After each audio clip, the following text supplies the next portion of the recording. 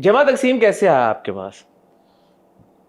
जमा तकसीम बस एक दिन मेरे बड़े अच्छे दोस्त हैं महेश, उनका मुझे फ़ोन आया। उन्होंने मुझे कहा कि ये ड्रामा है और he such a busy man, he called me, is like ये ड्रामा है और तूने करना है, और ठस करके उसने फ़ोन रख दिया। हार्डली अ 10 सेकंड कॉल।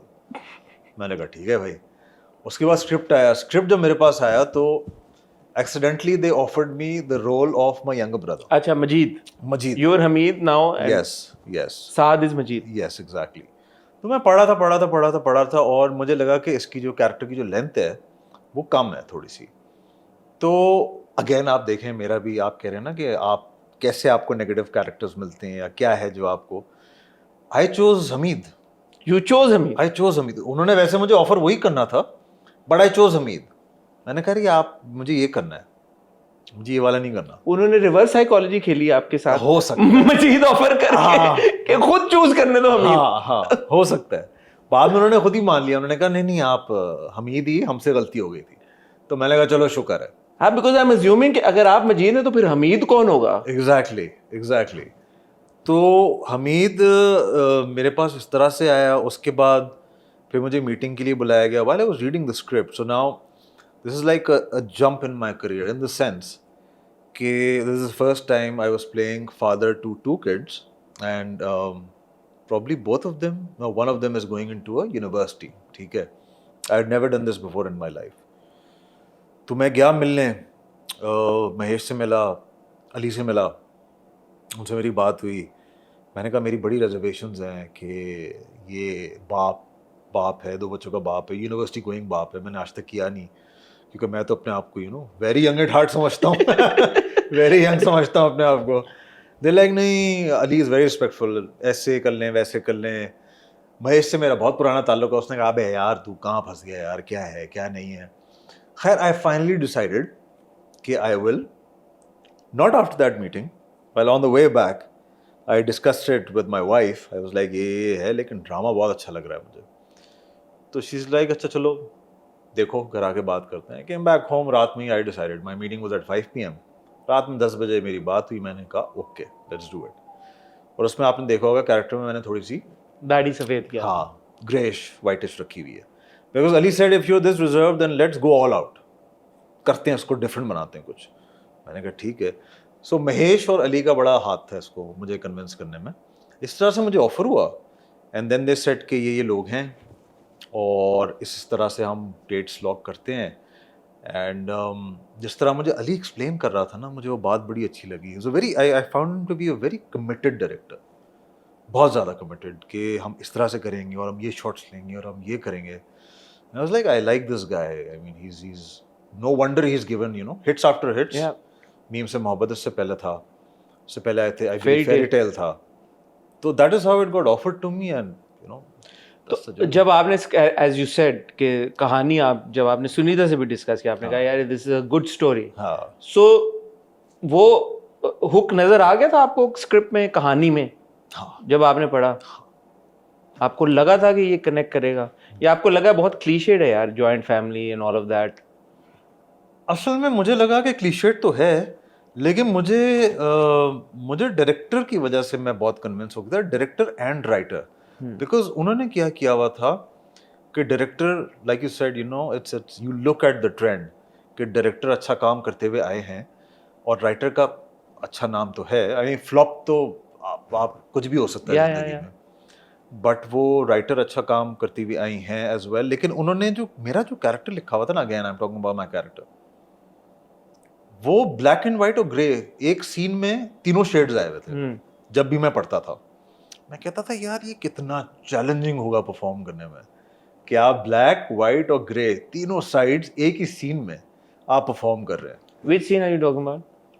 मैं बात कर रहा हूँ मेरे और मदिया के जो रूम के सीन्स थे, जिसमें एक्चुअली वो इतराफ़ ये भी करता है कि अगर हमें तुम्हारे बेटे के करतूतों की वजह से शायद अब्बा जी हमें घर से भी निकाल दें और मेरे हाथ में कुछ रहे भी ना, ठीक है, और उसको बेटे पे भी गुस्सा है और उसको अपनी भाई की बेटियों से भी वो सपोर्ट भी कर रहा है।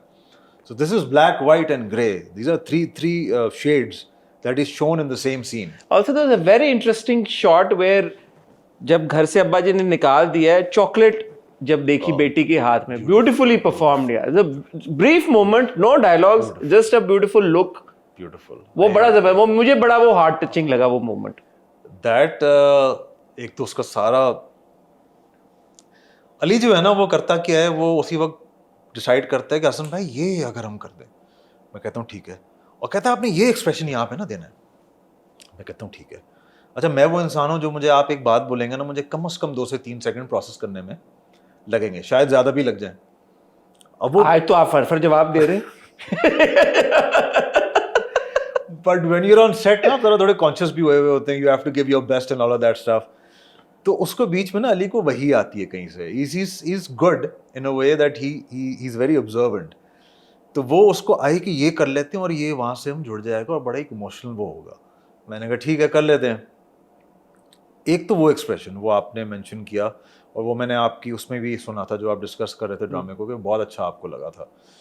दूसरी एक चीज़ उसने मुझे कही जो कि मुझे बहुत और अच्छी लगी, कि उसने कहा आपने एक एक्सप्रेशन और भी देना है कि जब आपने बैग पकड़ा हुआ होगा ना, जो कि मैंने कहीं पे कमेंट्स पे भी पढ़ा था। So I think we fulfilled the thing that we wanted to do, कि अब ये बोझ आपने उठाना है, आपने बैग उठाया हुआ और आपने घर की तरफ, मतलब वो कह रहा है आपने खुद करना है। I don't know how to explain it to you, कि अब ये बोझ सब चीज़ों का आपने ही उठाना है, अपनी फैमिली का। तो मुझे उस वक्त नहीं समझ में आया, मैंने कहा क्या किस तरह से ये मैं करूँगा। खैर आई डिड दैट, एंड अल्हम्दुलिल्लाह I read that notion somewhere in the comments कि यार कम्युनिकेट वो चीज़ हो गई। So I was really happy. How do you see Hamid? जैसे आपने कहा कि यार चैलेंजिंग तो है, एक ब्लैक वाइट ग्रे सब कुछ प्ले करना। मैंने ऑब्जर्व करते हुए ये देखा कि बाप के साथ बदतमीजी उस एक्सटेंट की नहीं करता, सिर्फ एक सीन में, सिर्फ वो जो डिनर टेबल पे एक कॉन्वर्सेशन हुई उसमें थोड़ी सी आवाज़ ऊंची जब बहुत ज़्यादा फ्रस्ट्रेशन हो गई।